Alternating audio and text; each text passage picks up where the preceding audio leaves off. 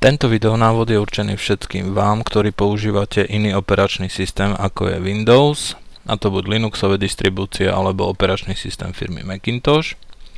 Na stránku nášho kurzu som umiestnil odkaz na túto webovú stránku, kde nájdete veľmi vhodného FTP klienta. Je to program, ktorý vám pomôže prepojiť váš počítač so vzdialeným počítačom, na ktorý si umiestnite súbory svojej internetovej stránky. Volá sa FileZilla. V sekcii Download nájdete inštalačné súbory buď pre Linux alebo pre Macintoshov. Tým, ktorým svojím spôsobom nainštalujete tento program, spustíte ho a v otvorenom okne v ponuke nástrojov si zvolíme súbor, správca lokalít, pridáme novú lokalitu, ktorú pomenujeme napríklad moja internetová stránka. Hostiteľ je údaj, ktorý vám zaslal správca vašho internetového priestoru pod zložkou FTP server. Takže ho skopírujete do tohto okienka. Spôsob prihlasovania zvolíme normálny.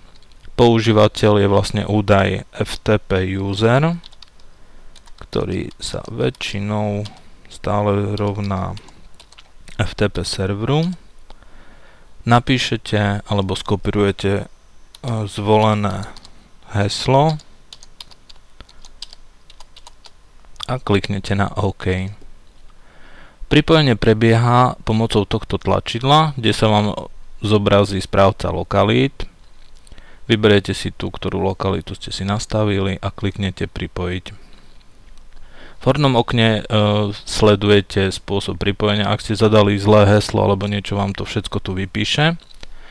V pravom okienku vidíte vzdialený adresár, čiže adresár na tom vzdialenom počítači, kde sú už priečinky a HTML súbory, ktoré som tam nahral počas videonávodov nahrávaných vo Windows. A v ľavom vidíte priečinky svojho počítača, v ktorých vlastne si nájdete súbory, ktoré chcete preniesť.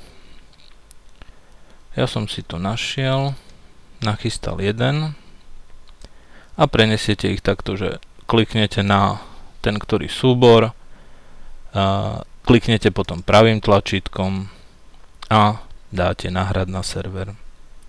Čiže výpis adresára a nahratie prebehlo úspešne. Vidíte v pravom okienku vo vzdialenom adresári, že máte nahraný súbor. Takýmto spôsobom nahráte priečinky a všetko, čo potrebujete.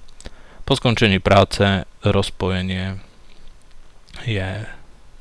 vám toto tlačidlo a to je snáď všetko. Želám vám veľa úspechov pri tvorbe svojej internetovej stránky.